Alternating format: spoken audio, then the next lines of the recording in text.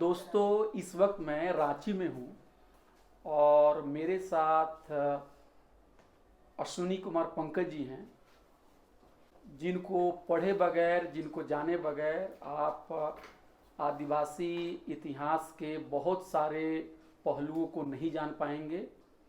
रांची में ही ये लंबे वक्त से नर्सरी क्लास से लेकर अभी तक बहुत सारे आंदोलन से जुड़े रहे हैं और इन्होंने बहुत सारी किताबें लिखी हैं। और मुझे अगर एक वाक्य में अगर इनको इनके बारे में कहना हो तो ये आदिवासियत, यानी जो आदिवासी फिलॉसफी, आदिवासी वे ऑफ लाइफ है, इसी में जीते हैं और इसी में मरते हैं।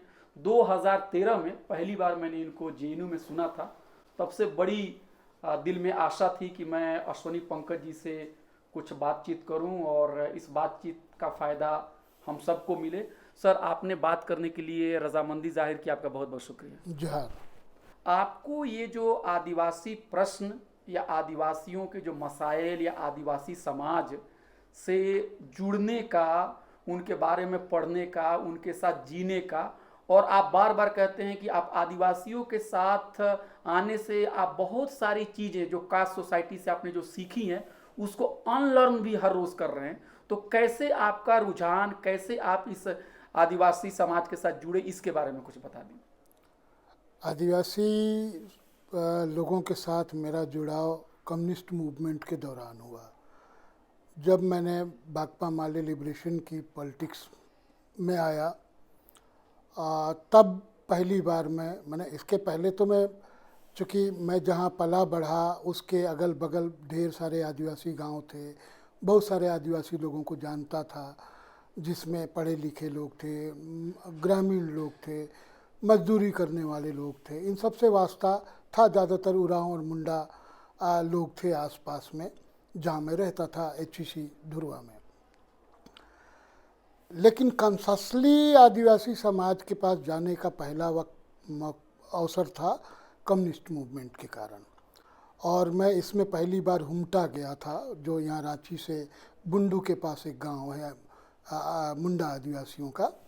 हुमटा गांव गया था, जहाँ एक तरीके से रांची में कहेंगे कि पहला वो बेस फील्ड था भाकपा माले लिबरेशन का। और भी जगह रहे होंगे, लेकिन मेरे जानते में उस समय हम लोग यहाँ जन संस्कृति मंच शुरू कर चुके थे और तब वहाँ गए थे। आईपीएफ उस समय ओपन फ्रंट में थी।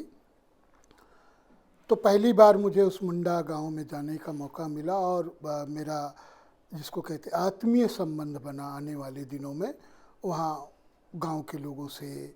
हर गांव का घर एक तरीके से एक रिश्ता बना, और शायद वो रिश्ता मेरा ज़्यादा कुछ आत्मीय था कल्चरल वर्कर होने के नाते, क्योंकि मैं अगर पॉलिटिक्स के लिए जाता सिर्फ तो शायद इस तरह का रिश्ता नहीं बनता, ऐसा मुझे लगता है।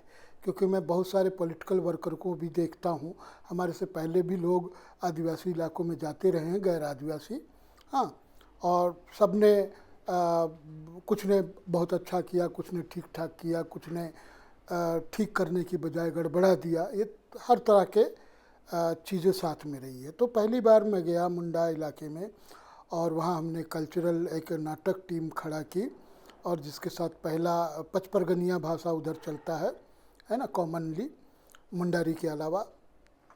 और बहुत सारे मुंडा लोग हैं जो पचपरगनिया ही जानते हैं, वो मुंडारी नहीं जानते हैं।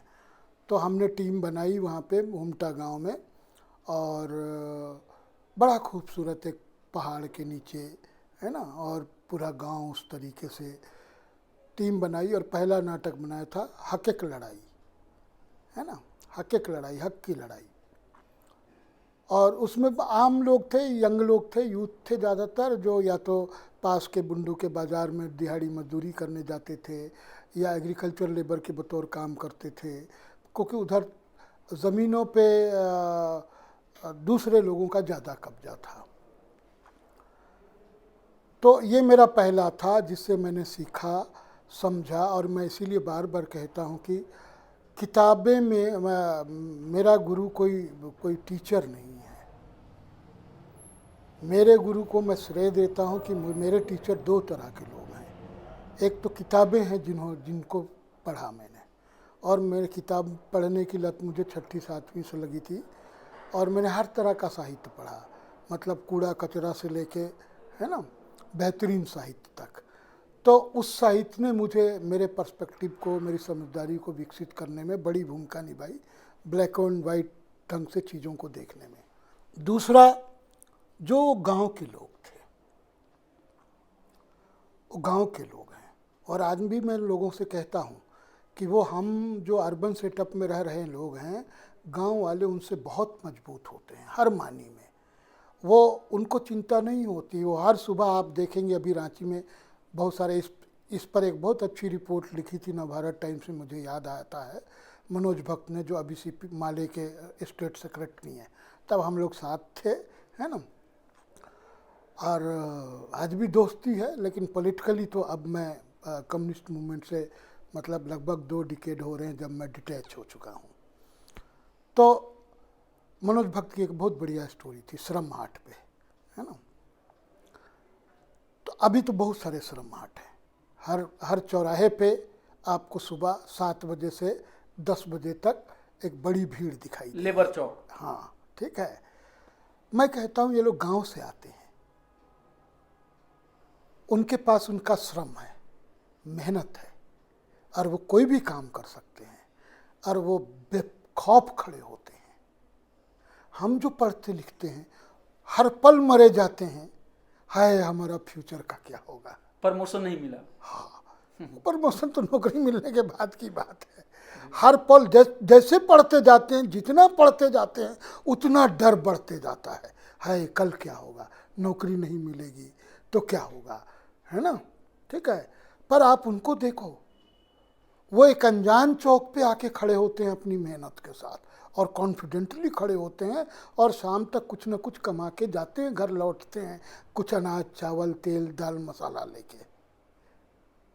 कुछ लोग को नहीं मिल पाता है, लेकिन फिर भी वो अगले दिन आते हैं। तो किसान से मजदूर का ये रूपांतरण हमारे इंडियन पॉलिटिक्स में किसी ने नोट ही नहीं किया। सबने मान लिया किसान निरीह है, किसान मरेगा नया सिस्टम में। आप आदिवासी इलाके के इन श्रम हाटों को देखो, जो किसान थे आके मजदूर बनते हैं और मरते नहीं हैं। लेकिन मार्क्सवादी जो थियरिस्ट होंगे आप पे ये इल्ज़ाम लगाएंगे कि आप लेबर का वल्गराइजेशन कर रहे हैं।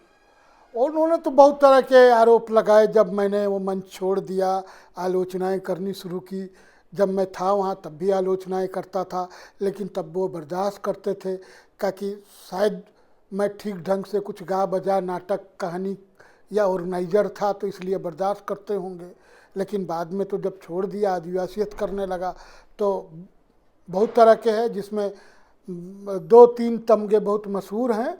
अब मैं बहुत विनम्रता से उसको स्वीकार करता हूँ, दे रहे हैं, है ना। स्वीकार करता हूँ मतलब लिया नहीं, उनके देने को लेके विनम्र रहता हूँ कि चलो कुछ तो देते हैं हमको।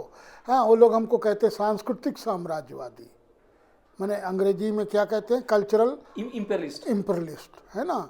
फिर कहते हैं कि ये तो NGO वादी है, ठीक है ना।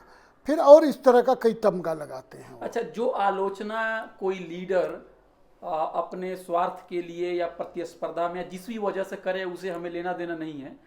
आप ये बताइए कि मार्क्सवाद ने आपको आदिवासी प्रश्न को समझने में कितनी मदद की, और मार्क्सवाद की क्या सीमाएं हैं आदिवासियत को समझने में। भारत में जो मार्क्सवाद है वो आपको आदिवासियों के समझने में कोई मदद नहीं। लेकिन आपने थोड़ी देर पहले कहा कि मैं एक मार्क्सवादी कल्चरल एक्टिविस्ट होने की वजह से ही मैं आदिवासी प्रश्न के करीब आया। नहीं, उसकी वजह से करीब नहीं आया। मैंने ये कहा कि आदिवासियों के साथ, आपने का सवाल था कि आदिवासियों के साथ आपका संबंध कैसे बना। तो वो उसी मार्क्सवादी धड़ल्ले से आप आए। भाई, आप संबंध बनता है मतलब, मेरा तो VC के साथ संबंध है, लेकिन प्रोफेसर की नौकरी तो नहीं मिली। अच्छा, है ना, ठीक है।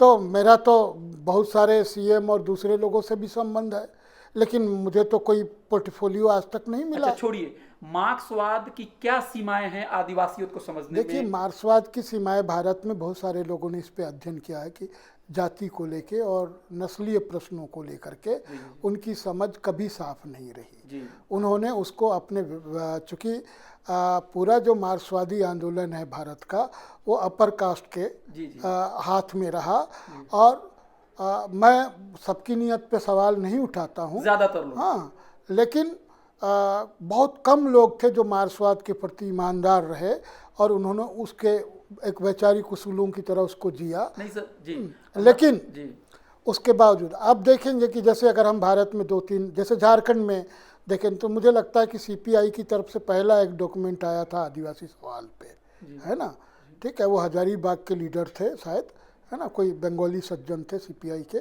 उनका एक पहला राइटअप है। उसके बाद आप सीपीएम के राइटअप में कुछ पाएंगे नहीं, ठीक है। आदिवासी प्रश्नों को पहली बार एमएल धड़ो ने एक्सेप्ट किया और उस पर बात करना शुरू किया, ठीक है। उसी तरीके से जो वर्ली आदिवासियों का महाराष्ट्र में जो पूरा मूवमेंट था उसको कम्युनिस्टों ने हड़प लिया। सुनील जाना जो उस दौर के बहुत अच्छे फोटोग्राफर थे, आपकी बहुत खूबसूरत तस्वीरें उस दौर की लाते हैं और ये बताया जाता है कि ये कम्युनिस्ट मूवमेंट है ना। मेरा मानना है कि जैसे वो तेभागा का मूवमेंट हो चाहे फिर उसके पहले का जो मूवमेंट हो, है ना, जो कॉलोनियल इंडिया में हुआ था, वो सारे मूवमेंट, तेभागा मूवमेंट हो या तेलंगाना का मूवमेंट हो, वो सारे मूवमेंट बेसिकली आदिवासी मूवमेंट थे जहाँ पे नेशनलिस्टों के साथ साथ कम्युनिस्ट भी गए और अपना झंडा लगाया। मतलब आप ये कह रहे हैं कि आदिवासी समाज के लोग जहां पर भी जुल्म क्रूर शासन के खिलाफ लड़ रहे हैं, जो कम्युनिस्ट थियरिस्ट जो थे उन लोगों ने भी राष्ट्रवादी जो विचारधारा है या राष्ट्रवादी जो लॉबी है उसके प्रभाव में आके आदिवासियत की लड़ाई को स्वीकार करने के बजाय उसमें घालमेल कर दिया। बिल्कुल, वो भी देखिए, आपको देखना होगा कि 30s के एरा में या 40s के एरा में जब भारत में ये तय हो गया था कि अब ब्रिटिशर्स जाएंगे और ये सत्ता भारतीयों को सौंपी जाएगी, ठीक है, तो ब्रिटिशर्स के लिए भारतीय वही थे जो उनकी तरह अपर कास्ट में नहीं कहूँगा, मैं कहूँगा कि जो इकोनॉमिकली, है ना, या पावर के हिसाब से जो प्रिजर्व करते थे, डिजर्व करते थे, वो उनके लिए भारतीय थे। वो आप पूरे 1909 से जो कवायद शुरू हुई लेजिस्लेचर की, है ना, वो आप देख सकते हैं, ठीक है, कि उनको प्रिविलेज देना, जैसे लैंडलॉर्ड के लिए सीटें रखना, है ना, राजा महाराजाओं के लिए प्रीवी पर्स और इस तरह की चीज़ें की व्यवस्था करना। किसान के लिए तो कोई व्यवस्था नहीं कर रहे थे, आप मजदूरों के लिए कोई व्यवस्था नहीं कर रहे थे, और आदिवासी को तो इंसान ही नहीं मानते थे, ठीक है ना। तो आदिवासी तो उनके सोच में कहीं नहीं थे, वो थे और उनका कुनबा था, उनके परिवार और गोतिया के लोगों तक उनकी चिंता थी। आदिवासी लोग न तो उनके परिवार के सदस्य थे न उनके गोतिया थे, तो उसकी तो चिंता कोई कर ही नहीं रहा था। वो तो मिशनरी और लोगों ने, और मिशनरियों के प्रभाव में अंग्रेज लोग जो कुछ समर्थक थे उन्होंने पहली बार आदिवासियों को इंसान माना। उसके पहले तो किसी ने उनको इंसान ही नहीं माना। या आप थोड़ा सा मैं और उसको छूट लूँ तो मुगल काल में मुगलों ने पहली बार आदिवासियों को इंसान के रूप में देखा। कैसे, जरा बताइए सर, कैसे? आप देखिएगा कि भारत का जो पहला रिटन हिस्ट्री है जी, अगर आप उसके एपिक और जो सो काल वैदिक लिटरेचर को आप छोड़ दें, है ना, जिसमें वो एक तरफा नैरेटिव्स हैं, है ना, सबका सब गलत नहीं है और सबका सब ठीक नहीं है, लेकिन वो वन साइडेड नैरेटिव है, ठीक है। अगर उसके बाद कोई दूसरा नैरेटिव रिटन फॉर्म में आपके सामने आता है तो वो है मुगल काल। और मुगल काल के जो इतिहासकार हैं, राइटर्स हैं, जिन्होंने भारत का एक मुकम्मल तस्वीर अंग्रेजों से आने से पहले खींचा है, आईने अकबरी बहुत सारे हैं, जैसे शेरशाह का जो शेरशाहनामा है ना, मुगल काल के जो दूसरे शासक और उस दौर के लोग हुए, उस दौर में जो पूरा इंटेलेक्चुअल जो कम्युनिटी है ना, जो लिखता है, और वो आप लोग देखेंगे कि उन्होंने पहली बार भारत की फिजिकल तस्वीर पेश की है, ठीक है। और आपको ये भी जानना चाहिए कि उनके ही ग्रंथ में पहली बार झारखंड शब्द का उल्लेख हुआ है ना। उसके पहले तो कोई जानता ही नहीं था इस इलाके को।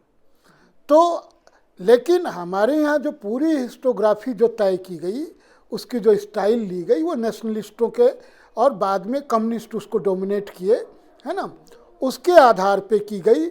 और इसमें बहुत स्वाभाविक तौर पे क्या हुआ कि ये एक स्थापना खड़ी की गई, एक जो मिथक खड़ा किया है। मिथक ये खड़ा किया गया कि जो अंग्रेज़ों के टाइम का जो भी डॉक्यूमेंटेशन है, राइटिंग्स है, वो बायस्ड है ना। ठीक है, जाहिर है बायस्ड था। किनके खिलाफ बायस्ड था? उनके खिलाफ बायस्ड था जो यहाँ सदियों से रूल कर रहे थे कास्ट, क्लास और रेस के आधार पे, है ना। उनके खिलाफ कास्ट था। पहली बार मतलब अंग्रेज ही कहते हैं कि आदिवासी लोग हिंदू नहीं हैं, है ना। अब चूंकि मिशनरी काम कर रहे थे तो नेशनलिस्टों को, राइटिस्टों को ये अवसर मिल जाता है कि देखो मिशनरी लोग, विदेशी लोगों ने ये लाइन शुरू किया है कि डिवाइड एंड रूल। नहीं तो आदिवासी लोग तो हिंदू ही थे, उन्होंने सिखा दिया कि तुम लोग हिंदू नहीं हो। ठीक है, पर आप ये मानेंगे कि देखिए कुछ मास्टर बहुत क्रूर होते हैं पर लर्नड भी होते हैं, कुछ मास्टर दयालु होते हैं पर लर्नड नहीं होते हैं। ठीक है, भारतीय जो शासक वर्ग है उसमें दोनों तरह के लोग हुए, ठीक है, लेकिन बहुत कम हुए जो लर्नड थे, मतलब पूरे कम्युनिटी का जो ख्याल कर सकते हैं, है ना। लेकिन अंग्रेज जो शासक आए उसमें कुछ लोग लर्नड थे जिन्होंने इस बात को एक्नॉलेज किया और अच्छी तरीके से देखा। आप देखिए कि भारत में दलित प्रश्न या आदिवासी प्रश्न इस तरीके से पॉलिटिकल शेप नहीं लेता अगर अंग्रेज़ों ने दलितों को और आदिवासियों को अलग एंटिटी नहीं माना होता। तो उन्होंने बेस तैयार किया। उनकी समझ बहुत साफ थी कि जो सामाजिक संरचना का उन्होंने विश्लेषण बहुत अच्छे ढंग से किया और इसी ने दुनिया को एक तरीके से सोशोलॉजी की एक नई स्ट्रीम दी, है ना। एंथ्रोपोलॉजी तो है ही अपनी जगह पे। तो हमारा कहना है कि देखिए जो मुगल काल में के जो राइटर हैं वो पहली बार फारसी में, है ना, पर्शियंस में जो उन्होंने लिखा है उसको नेशनलिस्टों और कम्युनिस्टों ने भी दबा दिया। 1857 का पहला वृत्तांत किसने लिखा है? पर्शियन में लिखा गया है और उसको लिखने वाले जेल में बंद थे 1857 के भागीदार लड़ाका जिनको अब क्या बोलते हैं, औलिया का दर्जा प्राप्त है ना। उन्होंने अंडमान जेल में रहते हुए लिखा था। हम लोगों ने इतिहास में उनका नाम भी नहीं पढ़ा, उस राइटर का, उस इतिहासकार का जिसने पहली बार 1857 की कहानी लिखी। हमको 1857 की कहानियाँ आप देखेंगे जो आज पढ़ाई जाती हैं, आज का कहने का मतलब है सिर्फ ये गोदी एरा से नहीं है, मैंने थ्रू आउट 50s से आप देखेंगे कि एक हिंदू फ्लेवर के साथ चीज़ों को रखा गया है ना। और ये पूरा टर्नअप दिया गया है कि हिंदू ही लड़ा है, बाकी तो कोई लड़ाई नहीं है ना। तो पूरा जो मुगल काल का राइटिंग है जो भारतीय समाज की संरचना को, पावर सेंटर्स को, इकोनॉमी को, कल्चर्स को, लैंग्वेज को समझने में मददगार हो सकता है, वो पूरा राइटअप आज तक देश के सामने नहीं है। पर्शियन से वो कुछ उर्दू में अनुवाद हुए और उर्दू से अधिकांश हिंदी में अनुवाद ही नहीं हुए। भारत के हिस्टोरिकल काउंसिल, रिसर्च काउंसिल से ये सवाल किया जा सकता है कि हिस्ट्री का प्राइमरी सोर्स आपके पास में after so called Vedas and epics वो मुगल लिटरेचर है, वो कहाँ है? मैंने कई लोगों से कई अवसरों पे कहा, शायद आपको भी एक बार कहा था कि मुझे एक उर्दू से अनुवाद कराना है, मैं चाहता हूँ कि वो हिंदी में आए, है ना। तो ऐसे कई चीज़ें हैं जो हिंदी में चाहिए। अभी कुछ दिन पहले किसी से बात हो रही थी तो उन्होंने मुझे कहा कि कुछ का अनुवाद हुआ है लेकिन वो पब्लिकली नेट पे सर्च करने से, जो आज की तारीख में खोजने की सबसे पसंदीदा जगह है, नहीं मिली हमको उसकी कॉपी। हो सकता है किसी ने किया हो अनुवाद और किसी गतल खाने में पड़ा हो, है ना। तो ये मामला है। इसलिए पहली बार मुगल लिटरेचर आपको ये मौका देता है कि देश के आदिवासियों के बारे में आपको बताता है। 2-3 संदर्भों में आप देखिए, खास करके झारखंड के संदर्भ में जब वो पहली बार इस इलाके में घुसते हैं तो खुखरा, कोकरा नाम देते हैं और फिर झारखंड कहते हैं, ठीक है। ये 3 नाम वो इस इलाके का देते हैं। उसी तरीके से मध्य प्रदेश का विवरण आपको रानी माने गोंड राजाओं के संदर्भ में आपको मिलता है, क्योंकि उधर गोंड रानी, जैसा हम लोग जानते हैं, दुर्गावती ने काफ़ी लड़ाइयाँ की, है ना, और वो शहीद हुई।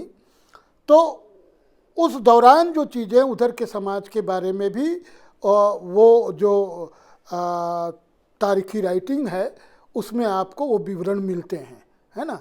बाकी आपको, मुझे नहीं लगता है कि दक्कन भारत के शायद कुछ मिल जाए, क्योंकि हम लोग उधर मलयालम और दूसरी जो कन्नड़ और तेलुगु वगैरह है ये सब नहीं जानने से नहीं जानते हैं, है ना। लेकिन संभव है शायद उधर से भी आए चीज़ें, क्योंकि दक्कन एक बहुत खास करके मुस्लिम शासकों का एक मालाबार वाला क्षेत्र जो है बहुत मजबूत क्षेत्र रहा है। जो पूरा वो जो क्या था मालाबार का, जो मालाबार रिवोल्ट है ना, हाँ, मोपला रिवोल्ट, हाँ मोपला रिवोल्ट में उसके लोग ज़्यादा, माने जो थे आदिवासी भी थे उसमें, लेकिन मुस्लिम लोग ज़्यादा थे। और उस समय मैं कल ही देख रहा था कि जो 86 बड़े लैंडलॉर्ड थे, है ना, मालाबार इलाके में, उसमें 84 हिंदू थे, ठीक है। तो बड़ा इंटरेस्टिंग है कि वो मोपला विद्रोह गांधी जी के या नेशनलिस्टों के वहाँ जाने के बाद हुआ था, ठीक है। तो हम अभी उस विषय में नहीं जाएंगे, है ना, कि नेशनलिस्टों का क्या रोल था। लेकिन कुल मिला के मैं ये कहना चाहता हूँ कि देखिए, जो आपका सवाल था कि बेसिकली मुग़ल लिटरेचर जो है, मुगलिया लिटरेचर जो है, पहली बार इस देश की वास्तविक भौतिक जानकारी देता है ना, जो आपके बिल्कुल आपसे 300 साल पहले आपके साथ था, एकदम बिल्कुल करीब का है। ये बहुत पुराना नहीं है, बहुत पुराना नहीं है। और उसी पे वही आधार था ब्रिटिशों के आगे बढ़ने का। वो जानकारी जो था, उसी जानकारी को और डिटेल में ले जाते हैं अंग्रेज लोग। तो अंग्रेज लोग फिर दूसरे कौम हैं जो आदिवासियों को इंसान समझ के ट्रीट करते हैं, भले वो उसको जंगली कहते हैं, असभ्य कहते हैं, मुग़ल ये में भी यही कहा गया है, लेकिन इसके बावजूद वो इंसान मानते हैं, उनको इंसान मानते हैं। पर इसके पहले का जो सो कॉल्ड भारतीय वांग्मय है, ब्राह्मणिकल लिटरेचर, है ना, नहीं, मैं ब्राह्मणिकल टर्म नहीं इस्तेमाल करना चाहता हूँ, जिसको सो कॉल्ड भारतीय वांग्मय कहते हैं, जिसमें वेदा और काव्य, महाकाव्य, है ना, कालिदास के नाटक और लिटरेचर, इस तरह की चीज़ें हैं। उनमें तो आदिवासियों को इंसान ही नहीं समझा गया है। वो बंदर हैं, भालू हैं, रीछ हैं, इंसान माना ही नहीं है उनको। अच्छा सर, इस सवाल पर हम फिर लौटेंगे। बस एक सवाल मार्क्सवाद से जुड़ा हुआ है।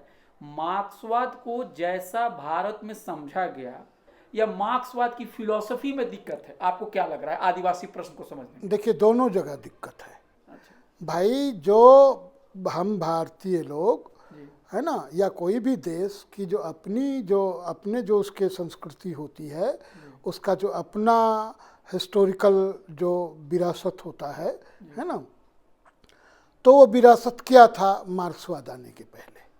वो विरासत वही सो कॉल्ड भारतीय वांग्मय है ना, जिसमें जातियां हैं, है ना, जिसमें नस्लीयता है, नस्लीय विरोध है, ठीक है, रेसिज्म है, जिसमें विमेंस वायलेंस है ना, जिसमें बच्चों के खिलाफ वायलेंस है, ठीक है।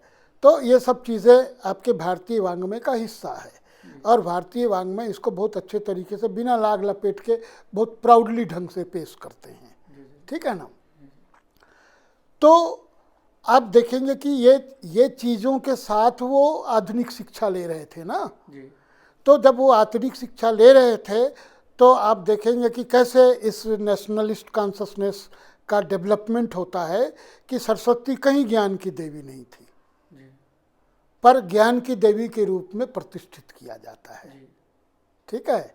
विश्वकर्मा कोई देवता नहीं थे, इंजीनियरों के देवता, है ना, पर उसको प्रतिष्ठित किया जाता है, ठीक है।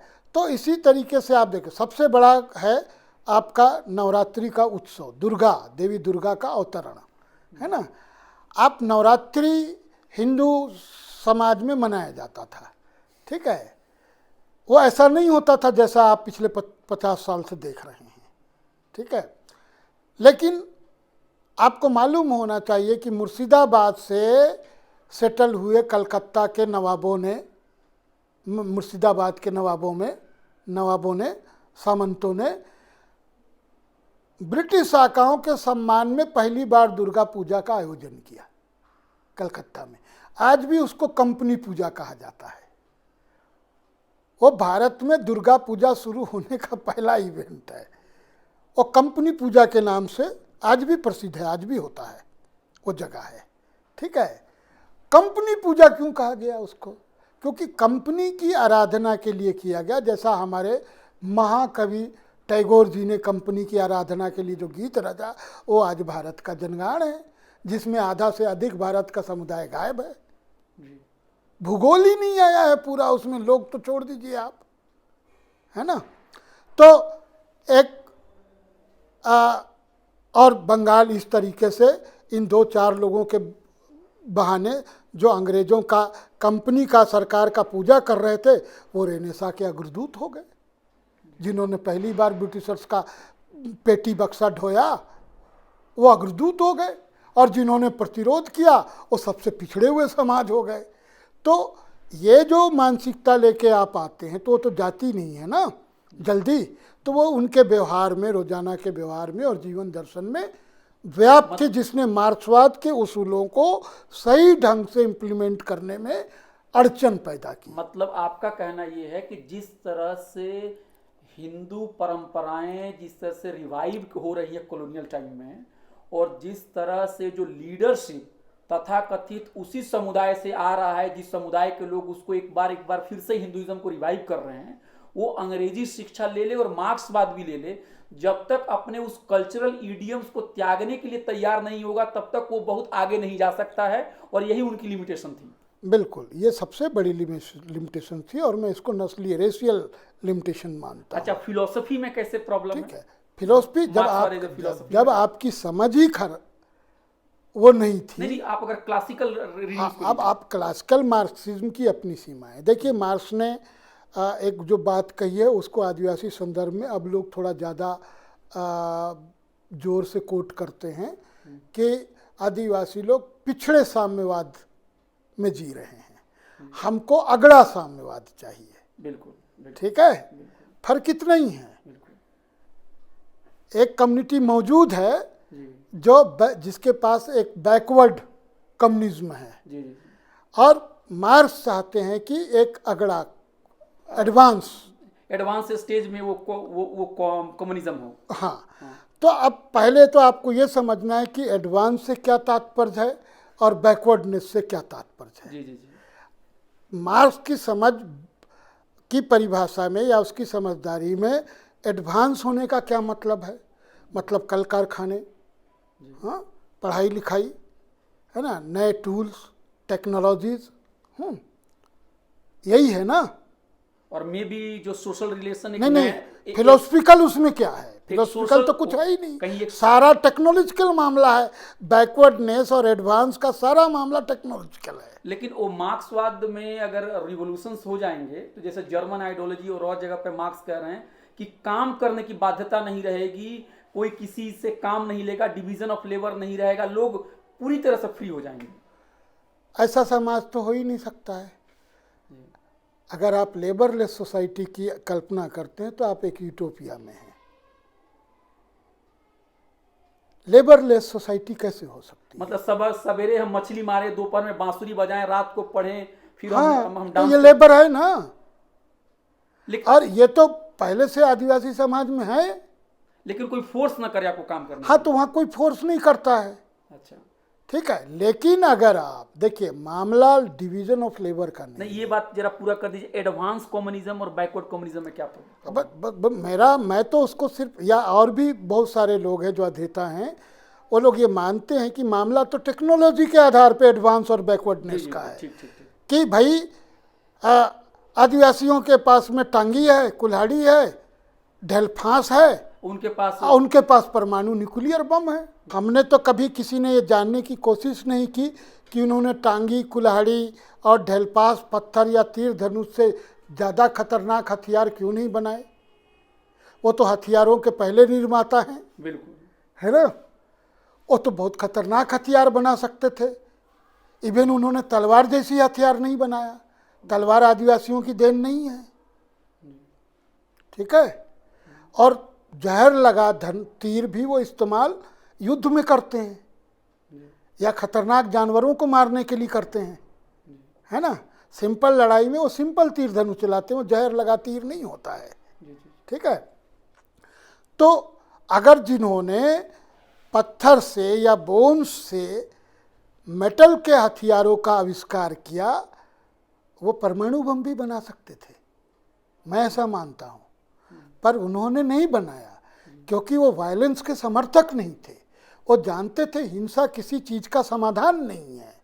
और ये शुरुआती ह्यूमन इवोल्यूशन के दौरान वो हजारों साल तक, आपको मालूम है कि जो आज जो सेपियंस हैं, है ना, ये कई जेनेटिक ह्यूमंस को रिप्रेजेंट करते हैं। ये भी एक एंथ्रोपोलॉजी में और ह्यूमन इवोल्यूशन स्टडी में एक मिथ बना दिया गया कि सेपियंस सबसे ज़्यादा श्रेष्ठ थे। पर आप सेपियंस का जेनेटिक तोड़ गुणा करो ना, तो आपको मालूम होगा कि नया सेपियंस, नया ह्यूमन का जीन कितना है उसमें, है ना?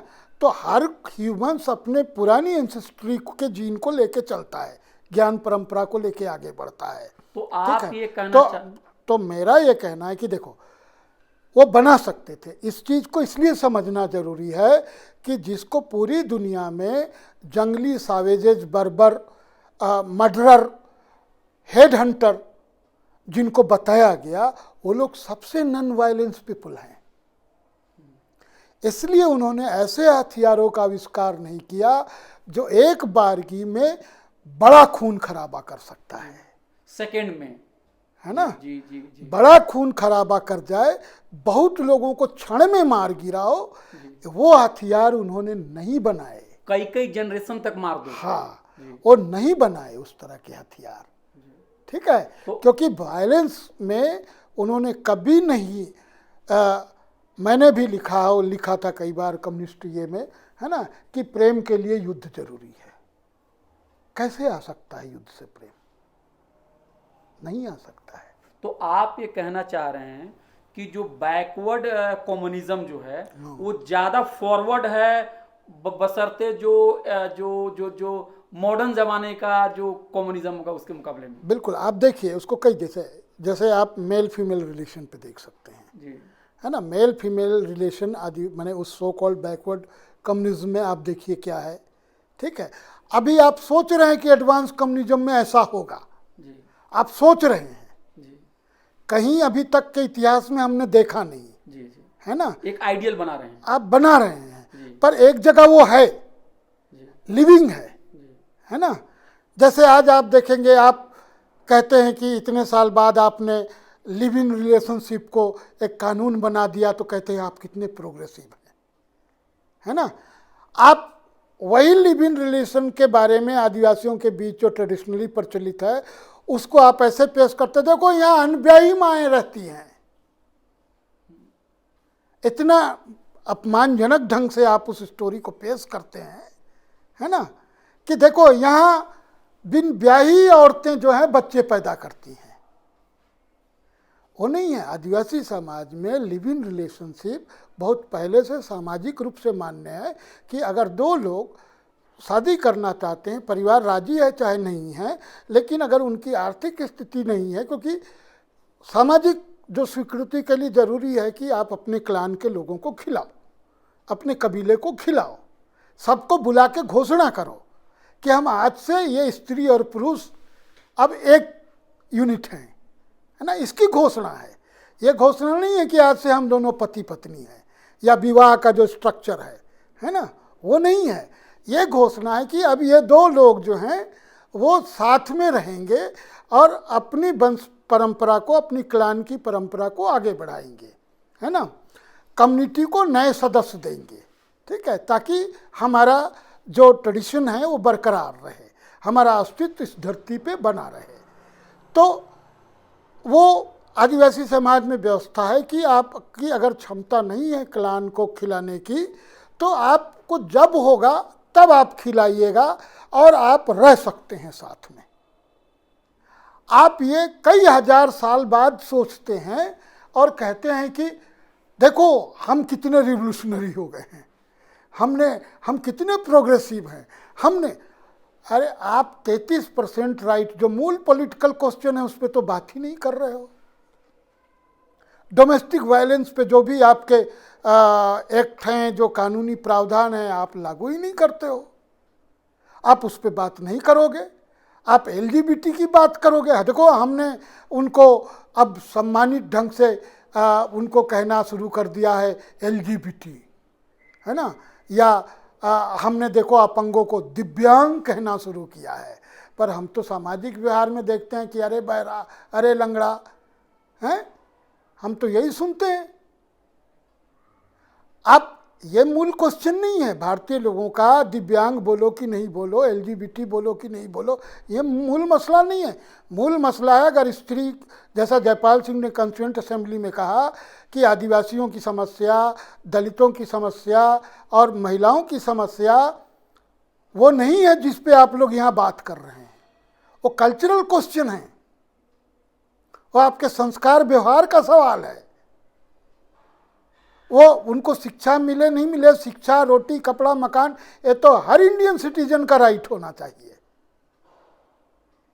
ये सवाल तो सबका है। स्पेसिफिक क्वेश्चन क्या है? ट्राइबल्स का, आदिवासीज का, महिलाओं का, पिछड़े लोगों का स्पेसिफिक क्वेश्चन क्या है? उस पर तो कॉन्स्टिट्यूएंट असेंबली में कोई बात ही नहीं कर रहा है। तो आज भी आप देखेंगे कि जो स्पेसिफिक क्वेश्चंस हैं उस पर बात नहीं की जाती है। कोई बहस नहीं कर रहा है कि 33% रिजर्वेशन, इतना अभी देखिए दिल से दिल जोड़ रहे हैं कांग्रेस के लोग, मोहब्बत की दुकान खोल रहे हैं। हाँ, तो कोई नफरत की दुकान चला रहा है, तो कोई दुकान में दोनों चीज़ें उपलब्ध हैं, ठीक है। पर महिलाओं के 33% की बात कौन कर रहा है? दलित आदिवासियों के सही रिप्रेजेंटेशन की बात कौन कर रहा है? सर, आपने कहा कि मार्क्सवाद की सीमाएं थीं और उसके बाद से आपने आदिवासियत को समझने के लिए थोड़ा सा हटके एक राह पे चलना शुरू किया। तो इस आदिवासियत को समझने में आपको किन किन किताबों ने, किन किन व्यक्तियों ने, किन किन आंदोलनों ने, किन किन अनुभवों ने आपका साथ दिया, इसको भी जरा बताइए। देखिए, आदिवासियत को समझने में जो सबसे मैं जिनको मानता हूँ प्राथमिक, वो है एंसेस्ट्रल नैरेटिव्स, पुरखौती जो ओरल लिटरेचर है। तो क्या रिटन फॉर्म में है? हाँ, मिशनरियों को थैंक्स है इसके लिए। अच्छा। भारत सरकार ने आज तक वो काम नहीं किया जो मिशनरी कर गए, है ना। आप उनको लाख गालियाँ निकालिए, लेकिन आदिवासी भाषाओं को बचाने में, आदिवासी ओरल लिटरेचर को बचाने में उनका सबसे बड़ा हाथ है। तो आप कह रहे हैं कि आपको आदिवासी आप देखिएगा कि कुड़ुख में, जी, है ना, गीतों का विशाल संग्रह है, जी, है ना। जी आर्चर का काम है, और भी कुछ लोग हैं, नाम मुझे याद नहीं आ रहे हैं, है ना। तो आर्चर इस तरह के बहुत लोग काम है। उन्होंने, देखिए आप, सबसे बड़ी बात है वेरियर एल्विन का काम देखिए आप, है ना। मैं अभी पढ़ता हूँ, जो लोग, बहुत सारे आदिवासी लोग हैं ना, जो नए पढ़े लिखे बच्चियाँ आ रही हैं, वो कैसे कहते हैं ना कि वो उनका औपनिवेशिकरण है, कैसे काम करता है, माइंड जो कॉलोनाइज्ड है ना। मैं देखता हूँ कि सबसे पहले लोग उनसे क्या लिखवा रहे हैं, अपनी लोक कथा बताओ, है ना, अपना लोकगीत बताओ, अपना लोक कहानी बताओ। और कई झारखंड में तो हम लोग को अनुभव है, कुछ आदिवासी बच्चे जो या बच्चियां जो गई इंटरव्यू देने असिस्टेंट प्रोफेसरी के लिए, तो उनको तो कहा कि नाच के बताओ तुम आदिवासी हो कि नहीं, है ना, गीत गा के बताओ। अरे भाई, वो हिंदी के लिए या अंग्रेजी के लिए या किसी और विषय के लिए गई है। आप तय करोगे ये जान के कि उसको अपनी भाषा आती है कि नहीं, अपना गीत आता है कि नहीं, नाच आता है कि नहीं। तो लोगों ने क्या किया, आप देखोगे, जो मैं आपसे कह रहा था कि लिटरेचर और लैंग्वेज की पेरिफेरी में पूरे आदिवासी डिस्कोर्स को का दम घोट रहे हैं, है ना। क्या करते हैं वो, अपना लोक कथा, लोकगीत, है ना। तो बच्चों ने काम किया। अब बच्चों के पास सोर्स क्या था, तो बच्चों के सोर्स के पास वही था जो कॉलोनियल पीरियड में मिशनरियों और अंग्रेज एडमिनिस्ट्रेटर्स ने जो काम किया है ना। अब वो क्या कर रहे हैं, अब वो हिंदी में लिख रहे हैं। अब हिंदी में लिख रहे हैं तो बड़ा गड़बड़ कर रहे हैं, है ना। क्योंकि जैसे अब अंग्रेजी में उन्होंने लिखा कि आदिवासी belief system, religious belief system लिखा, धार्मिक विश्वास। वो नहीं लिख रहे हैं धर्म, है ना। ये तो जाके पहली बार उसको कॉन्शसली ये हट्टन कोशिश करता है जब नेशनलिस्ट लोग आते हैं सीन में, है ना। जे.एच. हट्टन जो नागालैंड का कमिश्नर था और जो सेंसस का कमिश्नर बना, उसने पहली बार किया कि तीनों शब्द को यूनाइट किया, एनिमिज्म, प्रकृति पूजा या इस तरह को, कि आने वाले टाइम में बड़ा दिक्कत होगा इनको, है ना। तो उन्होंने ट्राइबल रखा तीनों के लिए, कम्युनिटी भी ट्राइबल, रिलीजन भी ट्राइबल, ठीक है। तो खैर, तो जो बच्चे हैं वो लिख रहे हैं और उससे बड़ा बेड़ा, जैसे अब वो अंग्रेजी में लिख रहे हैं प्रिस्ट, अब हिंदी में लोग उसको पाहन तो जानते नहीं हैं, तो लिख रहे हैं पुजारी, है ना। रिलीजियस बिलीफ, तो लिख रहे हैं धर्म, है ना। धर्म इज ए स्ट्रक्चर्ड चीज, वो एक सांस्थानिक रूप है ना, जिसके नियम कायदे फिक्स्ड होते हैं, ठीक है। और वो एक किसी एजेंट उसका सुप्रीमो होता है, माने उसके और ह्यूमन के बीच में, है ना। पर आदिवासी रिलीजियस बिलीफ क्या होता है, विश्वास है, इसमें कोई एजेंट नहीं है, मिडिलमैन भी नहीं है। हाँ, वही पाहन लोग जो हैं, they are not middle man, है ना। और वो कोई नहीं है, गांव तय करता है, पाहन मुहर लगाता है, और पाहन जो धार्मिक विश्वास से जुड़े क्रियाकलाप हैं उसकी अगुवाई करता है। वो डिसाइड नहीं करता है, डिसाइड लोग करते हैं, पूरा गांव करता है। केवल उसको जैसे प्रिसाइड करने वाला होता है ना, कि चीज़ों को समराइज करके पेश करता है। तो पाहन या मुंडा, माने ठीक है, पाहन ही पहले था, मुंडा तो बाद, मुंडा तो अंग्रेजों ने उसको बढ़ाया आगे, है ना। बेसिकली पाहन ही प्रमुख होता था। तो ये गड़बड़ियाँ हैं, तो मैंने माथा पीट लिया, क्योंकि उसको लगेगा कि उसने इतनी पढ़ाई करी है, फलाना को लगेगा उसने इतना पढ़ा है, और ये देखो ये दिक्कू आदमी हमको सिखा रहा है। तो आप ये कह रहे हैं जी। अब मैं इसको समझ रहा हूँ, देखिए ये आपने हर किसी को ये समझना चाहिए। बेरियर एल्विन को पढ़िए। बेरियर एल्विन क्या करता है, बेरियर एल्विन एक कहानी सुनता है, आपसे सुनता है, उसको लिखता है, मुझसे सुनता है, उसको लिखता है, फिर वो दिल्ली जाता है, वहाँ सुनता है, उसको लिखता है, फिर तीनों को आपके सामने रख देता है और कहता है कि ये वेरिएशंस है, और नाम देता है कि वो तीनों किससे सुना है और किस किस लोकेशन में कलेक्ट किया है। आप वो जगदीश त्रिगुणायत का काम में नहीं पाएंगे, देवेंद्र सत्यार्थी के काम में नहीं पाएंगे। हमने फलाना जनपद अंचल में ये कलेक्ट किया, कौन था आपको ये गीत सुनाने वाला, उसका नाम क्यों नहीं लिखा आपने।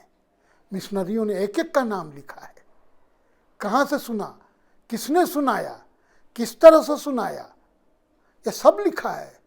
वेरियर एल्विन आपको जो आदिवासी ओरल लिटरेचर को की डिकोडिंग में आपको बहुत मदद करते हैं, है ना। तो जो मैं कह रहा था कि नेशनल हिस्टोरियंस ने या ऑल टाइप ऑफ हिस्टोरियंस ने हिस्टोग्राफी इस तरह से बिगाड़ दी और ये भ्रम खड़ा किया कि अंग्रेज लोग बायस थे, उन्होंने जो कुछ लिखा है सब कूड़ा करकट है। ऐसा नहीं है। क्यों, बिल्कुल नहीं है। क्योंकि एक तो उन्होंने मुगल कालीन की राइटिंग को पूरा ही माने गतल खाने में फेंक दिया, मुसलमानों से जोड़ दिया। हाँ ठीक है, और कहा कि खाली मुसलमानों के बारे में है, जी, जी, जी। है ना। ठीक है, मुसलमानों के बारे में भी है, तो भारत के लोग हैं ना जी, भाई। तुम भी 5000 साल पहले आए, जी। वो भी 500 साल पहले या 10,000 1000 साल पहले आए, है ना। तो क्या फ़र्क है, टाइम का फ़र्क है ना। तुम दोनों तो अगर हम तुम्हारी भाषा का इस्तेमाल करें तो तुम दोनों ही आक्रांता हो, है ना, और ब्रिटिशर्स भी आक्रांता हैं। तो लेकिन तुम अपने को आक्रांता नहीं मांगोगे, तुम पहले आ गए हो, है ना, आप उनको कहोगे विदेशी। मैंने बहुत लोगों को सवाल किया कि खान अब्दुल गफ्फार खान ये उसी कबीले से आते हैं, हाँ, और उसी गांव इलाके के हैं जहाँ के खिलजी थे, है ना, और अलाउद्दीन खिलजी जो बख्तियार खिलजी के ये में आगे हुआ, उसको तो मैंने एक बार लिखा था, वो तो झारखंड में पैदा हुआ था। मैंने तो कहा वो झारखंडी है, और अच्छा किया कि उसके पुरखों ने नालंदा जला दिया। उस पढ़ाई का क्या काम, हो तो पूरा आदिवासी विरोधी था, महिला विरोधी पढ़ाई था, कोई महिला टीचर नहीं थी वहाँ, न स्टूडेंट था। आदिवासी इलाके में नालंदा था, कोई आदिवासी स्टूडेंट नहीं था। उसकी पूरी पेडागोजी मैंने पढ़ी है, कुछ भी नहीं था उसमें। तो इस यूनिवर्सिटी का यहाँ होने का क्या मतलब था? सर, तो आपने एक चीज बहुत ही महत्वपूर्ण फैक्टर बताया। पर मैं ये कह रहा था कि सीमांत गांधी को आप विदेशी आक्रांता नहीं कहते हैं जी, आप उसको सीमांत गांधी कहते हैं। जी जी सर। पर खिलजी आपके लिए विदेशी आक्रांता हो जाता, जो एक ही कबीले के हैं। लेखकों में जो इंटेलेक्चुअल लोग हैं जिनको पढ़ना चाहिए, जो इंटेलेक्चुअलों में देखिए, मैं भारत में तो सिर्फ पाता हूँ जिनका राइटिंग्स अवेलेबल है, मतलब नौजवान जो रिसर्चर देख रहे हाँ हैं हाँ, उनको- जो उनके राइटिंग्स अवेलेबल हैं वो जयपाल सिंह मुंडा के हैं। वो भी सरवाइव कर गए, इसलिए मैं उनको ढूंढ पाया और सामने ला पाया। जयपाल सिंह मुंडा की जो लेखनी है एक उसको अश्विनी पंकज जी ने उसको एडिट किया है और उसको छापा है, मैंने भी पढ़ी है, आप लोगों को भी पढ़ना चाहिए। जी जी तो उसको खोज के सबसे पहले निकाला, है ना, क्योंकि हमारे दिमाग में था कि जब हम आदिवासियत को समझने की कोशिश कर रहे थे तो प्राइमरी सोर्स कहाँ है। तो प्राइमरी सोर्स तो ओरल में था, जो जिसको लिपिबद्ध किया था कॉलोनियल टाइम्स में लोगों ने, है ना, वो एक बड़ा सोर्स था हमारा, और वो सबसे ज़्यादा प्रमाणिक सोर्स था, मतलब अनकरप्टेड, है ना, अनइन्फेक्टेड, ठीक है, बिना किसी प्रभाव का था, पड़े हुए था वो, ठीक है।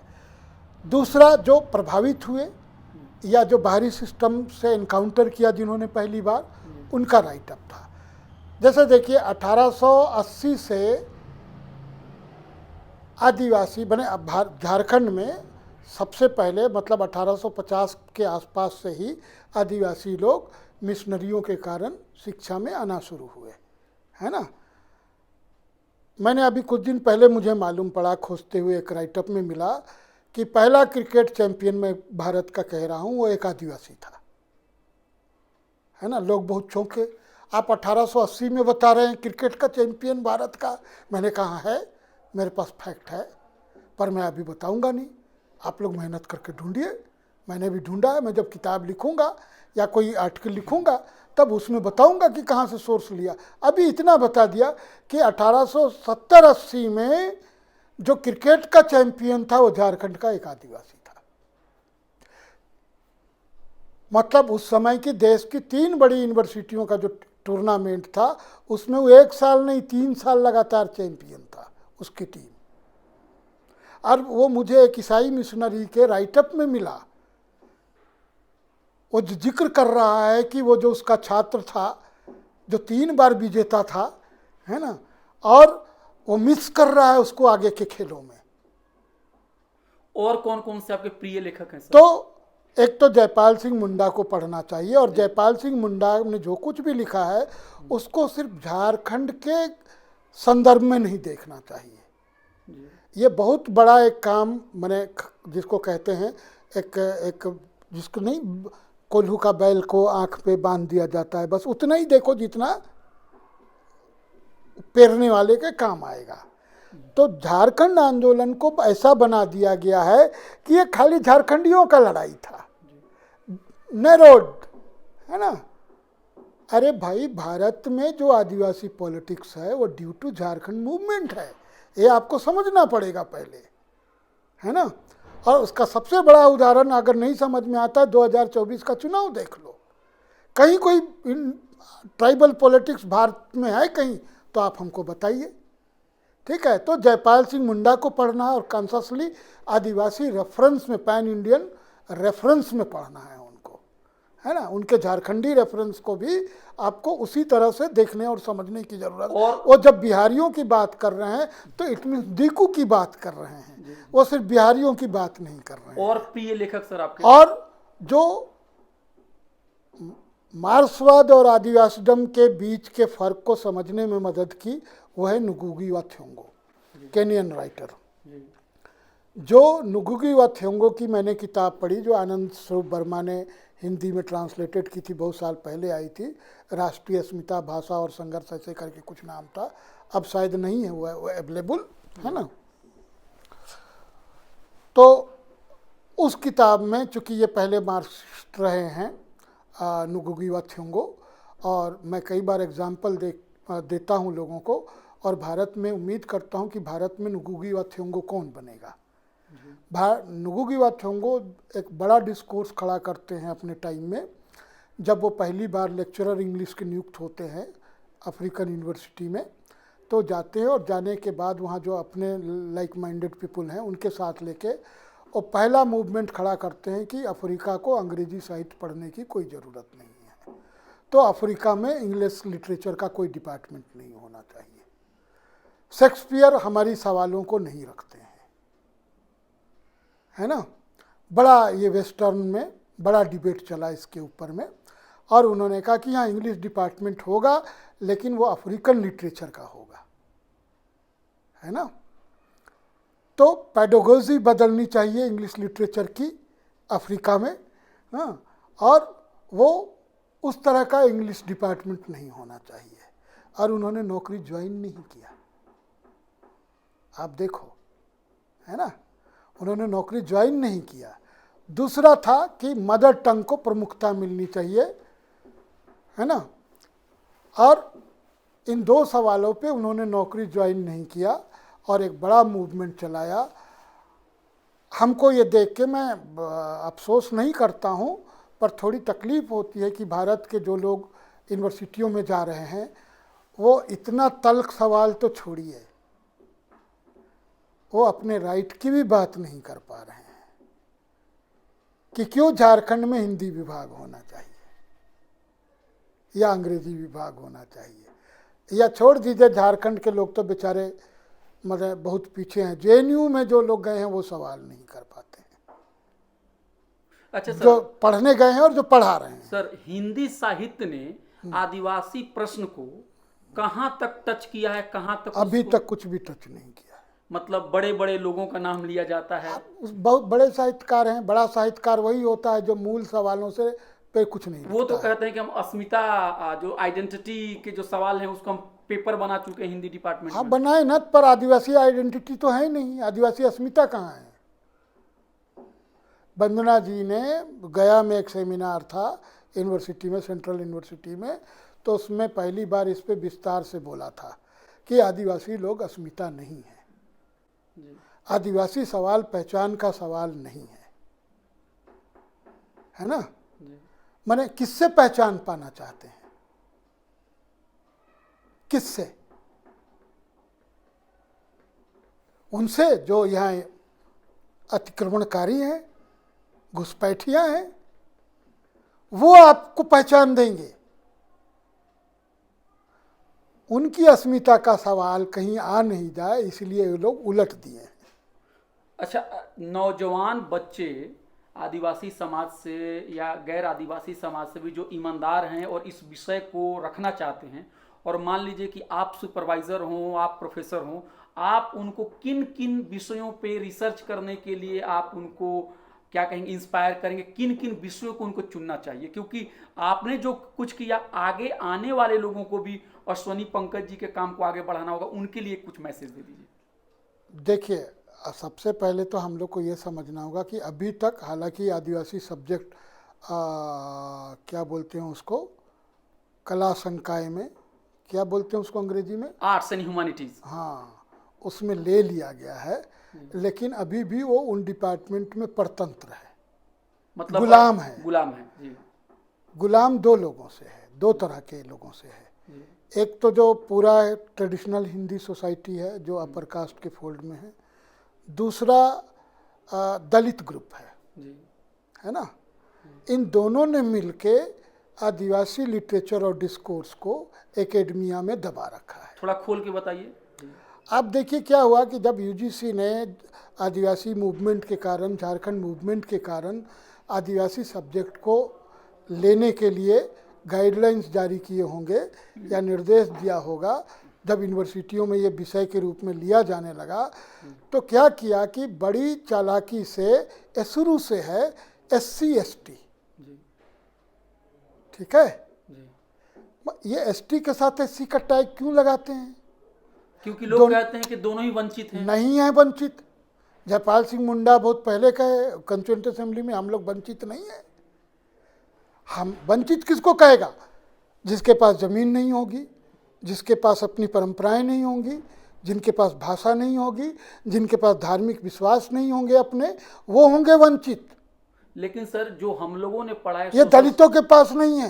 देखिए हम लोगों को जो सोशल साइंस में पढ़ाया गया है कि SC और ST की पहचान कैसे होती है, तो SC और ST को जो भी ह्यूमन डेवलपमेंट के जो इंडेक्स हैं उसमें अगर आप देखेंगे तो दोनों बिल्कुल हाशिए पे हैं। अब फिर मैं कह रहा हूँ कि ये हाशिया, मार्जिनलाइज्ड है ना, आपको विक्टिम बना के रखना है। मैं बहुत गरीब हूँ, मैं बहुत पिछड़ा हूँ, मेरा गांव समाज अभी भी विकास से कोसों दूर है, आज तक काली सड़क नहीं पहुंची है, मुझे एजुकेशन नहीं मिला है, मैं बहुत दया करो, मैं बहुत गरीब हूं।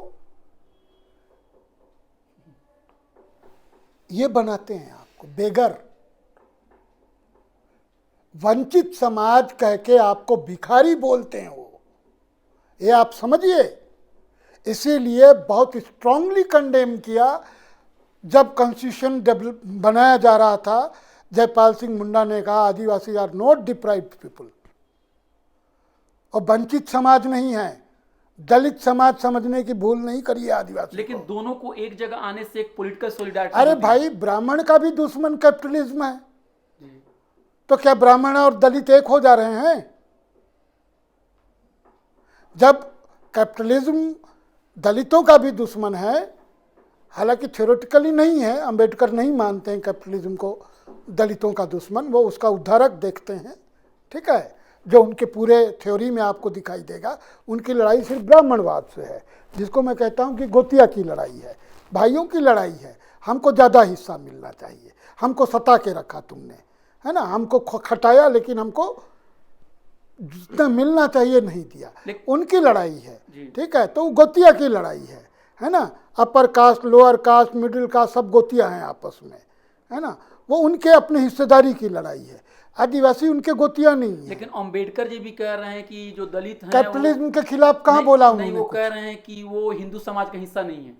हिंदू समाज का हिस्सा नहीं होना कैपिटलिज्म के खिलाफ होना नहीं है, ये आपको समझने की जरूरत है ना भाई। एक हिंदू भी कैपिटलिस्ट होगा ना, एक मुसलमान भी होगा, एक ईसाई भी होगा, आदिवासी भी होगा, जो उस सिस्टम को मानेगा और फॉलो करेगा, वो भी कैपिटलिस्टिक हो जाएगा, ठीक है। लेकिन हिंदू होने का ये मतलब नहीं है कि आप बहुत सरल, ईमानदार, मार्क्सवादी या समन्वयवादी हैं। यह किसी धर्म के होने से नहीं हो जाता है, और धर्म एक दर्शन है, जीवन जीने का तरीका है, वो निर्धारित करता है। हम आज जिसके लिए कानून शब्द बोलते हैं, वही कुछ सौ साल पहले धर्म बोला जाता था। आज आपने धर्म को अलग किया है, कानून को अलग किया है, लेकिन दोनों तो वही है। आपने तो शरीयत ला पे PhD किया है ना। शरीयत ला क्या है जी, और कानून क्या है? दोनों में कोई फर्क है? एक ही चीज है, एक ही चीज है, ठीक है। पर आदिवासियों में धार्मिक विश्वास और जीवन जीने के तरीके में एक फ़र्क होता है। और अभी ये तमाम यूनिवर्सिटियों में जो SC ST डिपार्टमेंट माने लैंग्वेज के डिपार्टमेंट बने हैं, आदिवासी दलित, है ना, आप देखेंगे कि केवल दिखाने के लिए एक आध आदिवासी को रख लिया जाता है, बाद बाकी सब या तो केवल दलित होते हैं या दूसरे लोग होते हैं, है ना। मतलब जो इस पे अगर दलित आदिवासी डिपार्टमेंट है तो दोनों को बराबर शेयर मिलना चाहिए, पर आप देखोगे कि बराबर शेयर नहीं मिलता है। इसीलिए मैंने जब बहुजन का कॉन्सेप्ट लोग लाए तो मैंने उस पर भी सवाल उठाया कि इसमें आदिवासियों को कितना शेयर है ना, है ना। लेकिन सर तो जो SC जो दलित आदिवासी जो भी डिपार्टमेंट, पीठ इस तरह के बनाए गए हैं। आप उनका पाठ्यक्रम देख लीजिए, उनके कार्यक्रमों को देख लीजिए, आपको पता चलेगा कि किस तरीके से आदिवासी डिस्कोर्स को पूरा का पूरा दबाया जा रहा है। सर, आदिवासी डिस्कोर्स को कोई न दबाए, इस बात से तो मैं आपके साथ हूँ, लेकिन एक सवाल राजनीतिक तौर पर भी है कि इस लोकतंत्र में जहाँ पे चुनाव बहुत ही महत्वपूर्ण है, तो अगर वहाँ पे आदिवासी अगर सिर्फ अकेले अपने अधिकार के लिए लड़ेंगे, जिनकी संख्या 8 या 10% है, अगर इनके साथ अगर दलित समाज के भी लोग जो 20% के करीब में अगर मिल जाते हैं, तो आपको नहीं लगता कि वो आवाज़ बहुत मजबूत हो जाती है और इस यूनिटी के लिए काम करना चाहिए और आपसी जो मतभेद है उसको दूर करने के लिए कोशिश करनी चाहिए? देखिए, जो सवाल है कि जो रिप्रेजेंटेटिव सिस्टम है ना, ये जो पॉलिटिकल स्ट्रक्चर पार्लियामेंट्री डेमोक्रेसी का है जी, इसलिए ये लेजिस्लेचर संख्या बल के आधार पे है। जी, जी, ये गलत है। वो डेमोक्रेसी हो ही नहीं सकती है जो संख्या के आधार पे तय करता हो। अगर मान लीजिए परिवार में कोई एक व्यक्ति किसी कारण से शारीरिक रूप से, मानसिक रूप से अयोग्य है, अयोग्य मतलब वो दूसरे के जैसा काम नहीं कर सकता है पूरा, है ना, तो क्या उसको जीने का अधिकार नहीं है? आदिवासियत ये कहता है कि कोई भी ह्यूमन या नॉन ह्यूमन बीइंग को सबको इक्वल राइट्स है, पर आप यह राइट तय करते हैं संख्या के आधार पे, है ना। स्लोगन ही है जिसकी जितना क्या संख्या भारी उसकी उतनी हिस्सेदारी, उतनी हिस्सेदारी। ये कॉन्सेप्ट अगर ये डेमोक्रेसी का एलिमेंट्स है तो वो डेमोक्रेसी गलत है। डेमोक्रेसी को होना चाहिए संख्या से ऊपर, संख्या से ऊपर, जाति से ऊपर, धर्म से ऊपर, नस्ल से ऊपर, है ना, लिंग से ऊपर उसको होना चाहिए। लेकिन हम देखते हैं कि हमारी डेमोक्रेसी के मूल कोर यही है ना। आप पूरे कंस्टिट्यूंसीज का सीमांकन देख लीजिए, जाति बेस्ड है ना। आप हमको बता दीजिए 75 साल के डेमोक्रेटिक प्रैक्टिस में आप कहते हैं, आप देखिए कितना रिलीजियस टर्म है, चुनाव महापर्व है ना। आप क्यों नहीं कहते चुनाव उर्स है? आप नहीं कहते हैं, ठीक है, तो बड़ा गर्व से कहते चुनाव महापर्व है। हम लोग जो शब्दों के साथ जिनका रिश्ता है, जो शब्दों को समझते हैं, हम लोग सवाल करते हैं कि भाई पर्व क्यों कहोगे आप इसको? पर्व ये एक रिलीजियस टर्म है, आप क्यों कहते हो? लेकिन सर, ठीक है जी, एक सवाल मैं ये कह रहा हूँ कि जो 5th शेड्यूल भी है। हाँ, तो दूसरी बात मैं कह रहा था, दूसरा जो जवाब था सवाल था आपका, जी, जी, कि सबके मिलने से यूनिटी होगी। बेशक जो कैपिटलिस्टिक सिस्टम है, हाँ, उसके खिलाफ तो सबको एक होना चाहिए, लड़ना चाहिए, लेकिन उस एकता के एक ग्राउंड बेसिस होंगे, ज़मीनी उसके आधार होंगे उस एकता के। आप देखिएगा, हम लोग झारखंड आंदोलन में देखते हैं कि पूरे झारखंड आंदोलन में जो आदिवासियों की लीडरशिप में चला, इसमें वो हिस्सा कभी उनके साथ नहीं रहा, या आता रहा जाता रहा, अस्थायी तौर पे उनके साथ कभी खड़ा नहीं रहा, है ना। ठीक है, झारखंड में बहुत सारी ज़मीनें आप देखेंगे दलित बैकवर्ड, जितनी अपर कास्ट के लोगों ने जितनी दबाई है उससे कम नहीं दबाई है दलित और बैकवर्ड कास्ट के लोगों ने। ठीक है, फिर कैसे होगा बहुजन एकता? लेकिन सर, ये प्रॉब्लम का सिम्टम हो सकता है, सिम्टम नहीं है, ये ग्राउंड पे प्रैक्टिस में है। नहीं, जो सामाजिक, आर्थिक, सांस्कृतिक सभी चीज़ों को एक तरीके से, मतलब हमारा जो ढांचा है, हाँ, इस ढांचा जो है कि प्रॉफिट कमाना, लूट लेना, इसकी वजह से ये सिम्टम में कहीं कहीं बीमारियां भी दिख सकती है और ये बीमारी किसी भी समुदाय के लोगों के साथ लग सकती है। लेकिन मेरा सवाल आपसे ये है कि जिस तरह से ब्राह्मणवाद का एक बहुत ही पुरजोर विरोध और एक थियोरेटिकली क्रिटिसिज्म जो अंबेडकर जी ने दिया, और मुझे याद है कि जेएनयू में प्रकाश अंबेडकर जी एक लेक्चर दे रहे थे और उन्होंने भी कहा था कि आदिवासी प्रश्न को हल करने में बाबा साहब अंबेडकर ने और उनके द्वारा किए गए कामों की वजह से जो 5th शेड्यूल का जो प्रावधान किया गया, तो ये सब अगर आप चीज़ों को देखेंगे, जो रिजर्वेशंस लाई गई उसमें SC और ST दोनों के लिए लाई गई, तो आपको नहीं लगता है कि अंबेडकर जी या इनकी जो विचारधारा है, ये जो मूवमेंट है, इनके साथ अगर आदिवासी समाज बिल्कुल एकता के साथ उनके साथ जाए और जो भी उनके बीच में जो शेयरिंग का जो मामला है, जहां कहीं पर भी जो गलतियां हैं उसको दूर किया जाए, तो ये वंचितों की लड़ाई को बहुत मजबूत करेगा। देखिए, ये मिथ बनाया गया है। अच्छा, ये मिथ है? मिथ है कि संविधान बाबा साहब ने दिया है। भारतीय संविधान जो 52 में गृहीत किया गया और 1935 का इंडिया एक्ट है, सीधे सीधे वो कॉलोनियल टाइम्स में बनाया गया है। भाई बाबा साहब संविधान निर्माण सभा के अध्यक्ष थे। उन्होंने बैठ के वो जितने 1000 पृष्ठों का संविधान है वो लिखा नहीं है ना। कई सारी कमेटियां और सब कमेटियां थी जो लिख रही थी।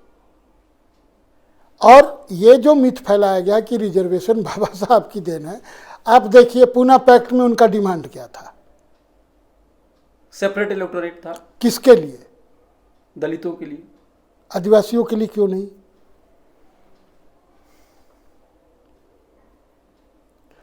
साइमन कमीशन को कहते हैं कि आदिवासियों को पॉलिटिकल राइट नहीं मिलना चाहिए,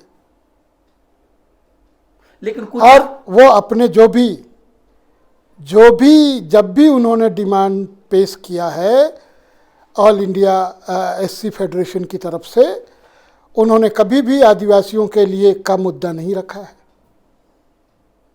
अब दूसरी बात, जैसा मैंने कई बार कहा और कह रहा हूं अभी, कि हिल काउंसिल बना 1780 में। कहाँ थे अंबेडकर साहब? 1840 में बना, 36-40 में बना कोल्हान गवर्नमेंट स्टेट। कहाँ थे? 1870 के आसपास, 60-70 के आसपास बना संताल परगना एक्ट। कहाँ थे दलित लीडर? पार्सली एक्सक्लूडेड और एक्सक्लूडेड एरिया उससे पहले से था, जिसको आप नाम बदल दिए हैं 5th शेड्यूल और 6th शेड्यूल खाली। कहाँ है कोई ओरिजिनल, कोई कंट्रीब्यूशन कहाँ है? सर देखिए, इस तरह के सवाल, ये सब तो आदिवासियों ने लड़के पहले ही प्राप्त किए। ये सब आप जो भी लड़ाई हुई इससे कोई इनकार नहीं कर रहा। बहुत सारे बैकवर्ड क्लासेस, बैकवर्ड कास्ट के भी लीडर अंबेडकर जी के बारे में इस तरह का आरोप लगाते हैं। हम आरोप नहीं लगा रहे हैं। अच्छा ठीक, अपनी बात रखते हैं कि उन्होंने, अंबेडकर जी ने पिछड़े समाज के लिए, OBC के लिए कुछ खास नहीं किया। तो मैं बहुत सारे जो अंबेडकर विचारधारा के जो थियरिस्ट हैं, जो एक्टिविस्ट हैं, मैं उनसे पूछता हूँ यही सवाल, तो हमको बहुत साफ साफ कहते हैं कि अंबेडकर जी ने अपने समाज के लिए किया, लेकिन उनकी विचारधारा में, उनकी फिलॉसफी में जो उनका डेमोक्रेसी का कॉन्सेप्ट है कि जहां पे समाज में समता, बंधुत्व और बराबरी न हो, वो डेमोक्रेसी नहीं हो सकती है। आप इसी विचारधारा पे आप अपने समाज के लिए लड़की, अंबेडकर जी और अंबेडकरवादी लोग आपका साथ देंगे। भाई ये तो विचार हमारा था, अंबेडकर जी तो बहुत बाद में सीन में आते हैं। ये वैसे ही है जैसे नेशनलिस्टों ने ये हिस्ट्री बिल्डअप किया कि गांधी अहिंसा का दर्शन लेके आए, पुजारी नहीं, दर्शन लेके आए। पर ये लड़ाई तो अहिंसक लड़ाई पहले उनसे आदिवासी कर रहे थे। आप तो उनको कहीं क्रेडिट ही नहीं देते टाना भगतों को। आप कहते टाना भगत लोग वो तो उनके शिष्य हैं गांधी के।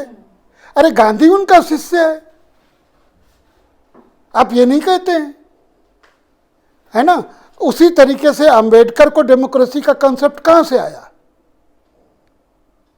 क्या वो एक डेमोक्रेटिक समाज की पैदाइश थे? क्या उन्होंने जो पढ़ाई पढ़ी वो एक डेमोक्रेटिक समाज था? वो तो अमेरिकन मॉडल, कैपिटलिस्टिक मॉडल को फॉलो करते थे। तो आप, उनका बड़ा कंट्रीब्यूशन है ब्राह्मणवाद के खिलाफ लड़ाई।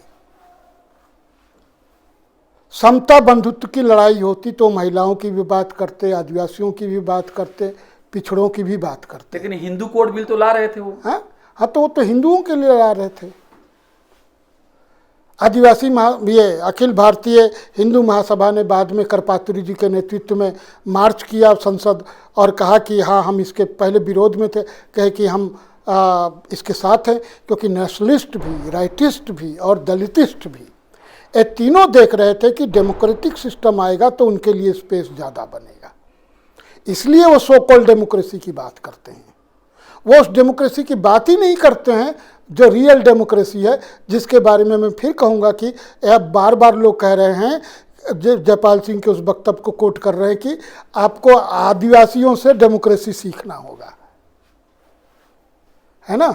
तो ये कहना, भाई उनका जो रियल कंट्रीब्यूशन है, वो कोई दुनिया का कोई भी पढ़ा लिखा नहीं पढ़ा लिखा आदमी एक्नॉलेज करेगा इसके लिए और उनको एक नायक के रूप में देखेगा कि उन्होंने ब्राह्मणवाद, जाति की जो एक सड़ी हुई व्यवस्था थी, उसके खिलाफ जोरदार लड़ाई लड़ी।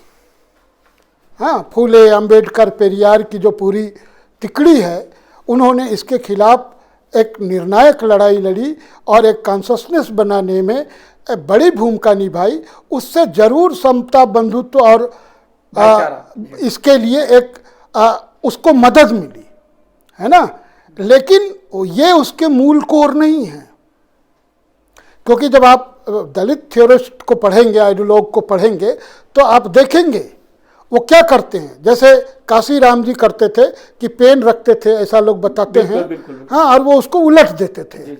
आप शरण कुमार लिम्बाले का दलित सौंदर्य शास्त्र जो पहली बार हिंदी में अनुदित होकर आया, क्या है वो? उल्टा हुआ पेन है, मौलिकता उसमें कहीं है ही नहीं। भाई आप औरतों को इज्जत नहीं देते हैं, हम देंगे। माने आप ये करें कि अल्टरनेटिव तरीके से सोचने की कोशिश नहीं हो रही है। बिल्कुल नहीं। मतलब खिड़की का जो फ्रेम है उसको तोड़ के बाहर जाने की बात नहीं हो रही। बिल्कुल नहीं। उसी में इधर उधर चीजों को हाँ, जिस rearrange तरीके किया जा रहा से मार्क्सिज्म एक कैपिटलिस्टिक सिस्टम को एक क्या बोलेंगे, इक्वल चेहरा देना चाहता है ना, उसी तरीके से दलित भी, आइडियोलॉग भी या विचार भी एक समता का फेस रखता है सामने। मतलब आप कह रहे हैं कि लेकिन मार्क्सवाद कैपिटलिज्म को ह्यूमनाइज कर रहा है, हाँ, और अम्बेडकरिज्म जो ब्राह्मणिज्म को इक्वलाइज कर रहा है। बिल्कुल। लेकिन मूल जो समता, बंधुत्व नहीं, बंधु नहीं, it is a general gender wise term. ठीक है मतलब हमारे पास शब्द नहीं है सर। हाँ, यही मैं कह रहा हूँ ना, ये क्यों नहीं है? आपके हजारों साल की परंपरा है। आप भूमिपुत्र, आपने सुना है भूमिपुत्री? जब कहते हैं भाई कोई एक ऐसा शब्द बताइए ना कि इस धरती के, माटी के लाल, लालिन सुना है कहीं? नहीं। ये सारे टर्म कहाँ से आते हैं? आप अपने नायक को बाबा साहेब कहते हैं, आदिवासियों ने तो नहीं कहा साहेब, मरंगोम के कहा। उनके पास अपने टर्म थे। मतलब क्या होता है इसका? सबसे बड़ा अगुआ, महान अगुआ, है ना। तो आपके पास नहीं थे तो आप अंग्रेजी देवी की मूर्ति बनाएंगे, मंदिर बनाएंगे, पूजा करेंगे। तो मैंने कहीं ना कहीं आपकी आलोचना यही है कि कहीं ना कहीं, देखिए, एकता के लिए मैं कहता हूँ सबसे पहली बात है कि सबसे पहले तो दलित वंचित समाज जो अपने को कहता है, वो एक काम करे कि एसटी होने का क्लेम करना छोड़े। पहली शर्त है। ये जो दलित लोग, चूंकि अब वहाँ भीड़ बढ़ गई है, जगह नहीं है जॉब के, अब वो एसटी कोटे में सेंध लगाना चाहते हैं। तो बहुत सारे दलित कम्युनिटीज, पिछड़ी कम्युनिटी ये डिमांड कर रही है कि उनको एसटी माना जाए। तो एकता की पहली शर्त है मेरे हिसाब से कि आप एसटी होने का क्लेम छोड़ें। दूसरा शर्त है कि आप एसटी मुद्दों पे प्रखर होकर सामने आए। आपने पूरे जो दलित जो लोग हैं, संगठन चलाते हैं, व्यक्तिगत रूप से हैं, जो बहुजन पॉलिटिक्स के बात करते हैं, आपने देखा है कि कभी उन्होंने आदिवासी सवाल पे कोई बड़ा मूवमेंट खड़ा किया हो?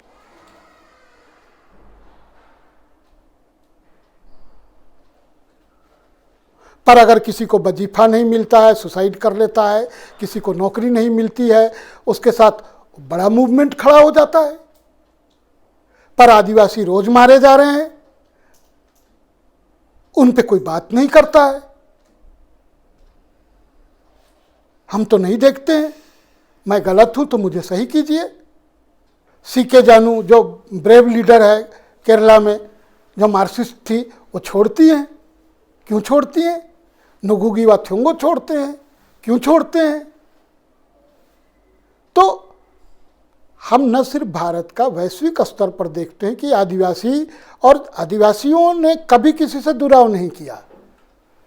हिंदू आए स्वागत किया, मुस्लिम आए स्वागत किया, ब्रिटिश आए स्वागत किया, मिशनरी आए स्वागत किया। भाई कमी किसमें है? वो जिन्होंने बंद कर रखा है अपना घर, या वो जिनके घर में दरवाजे ही नहीं होते हैं? कौन है? एकता की पहल किसको करनी है? माओइस्ट आए, आदिवासियों ने स्वागत किया। गांधीस्ट आए, आदिवासियों ने स्वागत किया। उनको लगा कि ये लोग भी लड़ाई लड़ रहे हैं हमारी तरह। गांधी को लेके गीत रचे गए। क्यों? उनको लगा कि एक गांधी उनके जैसा ही आदमी है जो अंग्रेजों के खिलाफ लड़ रहा है। कब उन्होंने नहीं स्वागत किया किसका? उन्होंने हर दौर में हर कम्युनिटी का, बाहरी कौम का स्वागत किया है। लेकिन बाहरी कौम ने उनका साथ नहीं दिया। नहीं दिया। उन्होंने आज तक कहाँ सवाल कर रहे हैं ना, आप बताइए कि कहाँ? मैंने तो नहीं देखा मूवमेंट पे। लेकिन मैं मामूली उसको नहीं मानता हूँ। मैं बहुत विनम्रता से और क्षमा मांगते हुए कहूँगा कि आप एजुकेशन के सवाल पे, नौकरी के सवाल पे बवाल खड़ा कर देते हो, रिजर्वेशन के सवाल पे। आदिवासियों ने इस देश में कभी रिजर्वेशन की लड़ाई नहीं लड़ी। वो अबुआ राज की बात करते हैं और पुरखौती स्वशासन की बात करते हैं, पर उनको रिजर्वेशन से मतलब है, जो भागीदारी, हिस्सेदारी से मतलब है।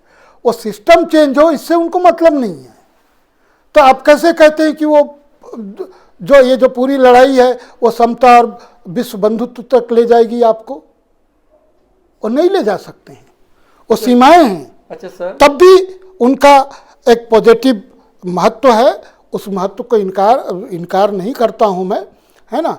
लेकिन एकता की पहल उनको करनी है और इसके लिए उनको ज़मीन पे अपने संबंधों को, अपने व्यवहार को बदलने की ज़रूरत है। उसके बिना एकता नहीं आएगी। दोस्तों आप देख सकते हैं कि अश्वनी पंकज जी के पास बहुत ज़्यादा जानकारी, बहुत ज़्यादा अनुभव है। किसी भी एक इंटरव्यू में उन तमाम चीज़ों को समेटना किसी भी पत्रकार, किसी भी इंटरव्यूअर के लिए मुमकिन नहीं है। आखिरी सवाल सर, जाते जाते, आदिवासियत क्या है, आदिवासी दर्शन क्या है, आप इसे जरा खोल के जरा बता दीजिए। भाई आदिवासियत या आदिवासी दर्शन वही है जो हम सब होना चाहते हैं, जिसमें श्रम का शोषण न हो, जिसमें लिंग और नस्ल और धर्म के आधार पर भेदभाव न किया जाए, खान पान, कपड़े लत्ते, इससे आप किसी को हे न बताएं, है ना। सबको समान रूप से जीने का जो अवसर है ना, सबको जब आदिवासी लोग कहते हैं तो इसका अर्थ है कि एक चिड़िया को भी, एक तितली को भी, एक पेड़ को भी, एक सांप को भी, बिच्छू को भी, बाघ को भी, हाथी को भी और मनुष्य को भी, है ना। उन सबको अपने ढंग से स्वतंत्रता पूर्वक जीने का अधिकार हो और कोई किसी के मामले में हस्तक्षेप न करे तब तक, जब तक कि वो एक दूसरे के लिए घातक न हो जाए, है ना। तो जो सबकी टेरिटरी का सम्मान करें, सबके रहवास क्षेत्रों को सम्मान दें, है ना, कि ये टेरिटरी भाई आपकी है, हम इसको एनक्रोच नहीं करेंगे। उनका कोई लिखित संविधान नहीं है, पर वो अच्छी तरीके से समझते हैं। एक मुंडा उरांव के गांव में जाके नहीं बसेगा, है ना, एक उरांव नागा के गांव में जाके नहीं बसेगा, एक नागा कुकी के गांव में। आप नॉर्थ ईस्ट पे बहुत सारा कुछ मणिपुर पे लिखा जा रहा है, उसमें एक बड़ा मसला टेरिटरी के इंक्रोचमेंट का है। है ना। मतलब जियो और जीने दो। बिल्कुल, साधारण शब्दों में कहे तो जियो और जीने दो, और एक बच्चे की तरह सब निर्मल भाव से जी सकें बिना किसी द्वेष राग के, यही आदिवासियत है। और साहित्य में उसका सौंदर्य शास्त्र क्या होगा, क्योंकि वो आपका बहुत ही वो इसी के आधार पे होगा, वो इसी के आधार पे होगा जिसमें मतलब आप हिंदी साहित्य में सिखाया जाता है आप अलंकार हो और ये हो। नहीं नहीं, ऐसा कुछ नहीं है। और शास्त्रों पे हो, उसमें बहर हो, मीटर हो। नहीं जी भाई, जैसे मैंने पहले भी कई बार कहा है जी कि आप कहिए, शायद मैं आपकी भाषा नहीं जानूं, पर मैं एज ए ह्यूमन, आपकी एक भावना इंसान के बतौर मैं आपकी भावना समझूंगा। देखिए, सबसे बड़ी भाषा जो दुनिया की है वो है भावनाएं, जी है ना, जिसमें शब्द नहीं होते हैं। जी माँ और बच्चे की भाषा क्या होती है, जी। आप समझिए, है ना। तो आप कहने कि ये लिटरेरी थियरी के जाल में ना पड़े। बिल्कुल नहीं, वो सब उन लोगों का काम है जी जो लोग दरबारी चारण हुआ करते थे, अब साहित्यकार कहे जाते हैं, है ना। जी ये वो लोग हैं जिनका काम है अपने पेट के लिए, अपने परिवार के लिए, वो भी बुरा काम नहीं है ना, किसी के लिए प्रशस्ति गान करना। वो कोई विचार हो सकता है, कोई व्यक्ति हो सकता है ना, ठीक है। पर आदिवासियत या ओरल लिटरेचर जो है आदिवासियों का, वो किसी का प्रशस्ति गान नहीं करता है सिवाय प्रकृति के, सिवाय सृष्टि के। यहाँ तक कि मनुष्य की भी वो प्रशस्ति गान नहीं करता है कि मनुष्य महान है ना। उसने हमेशा विराट प्रकृति की का प्रशस्ति करता है, वो सृष्टि की प्रशस्ति करता है, उसका चारण वो जरूर है। दोस्तों, मुझे बहुत सारी नई जानकारी मिली आदिवासी दर्शन को समझने में। अश्वनी पंकज जी के साथ जो इंटरव्यू है बहुत मददगार साबित हुआ। मुझे उम्मीद है कि आप भी बहुत पसंद करेंगे, और मुझे लगता है कि इस इंटरव्यू के बाद संवादों का जो सिलसिला है, जो डायलॉग का सिलसिला है, वो और बढ़ेगा। सर, आपने बात की, आपका बहुत बहुत शुक्रिया। जोहार, सभी को जोहार।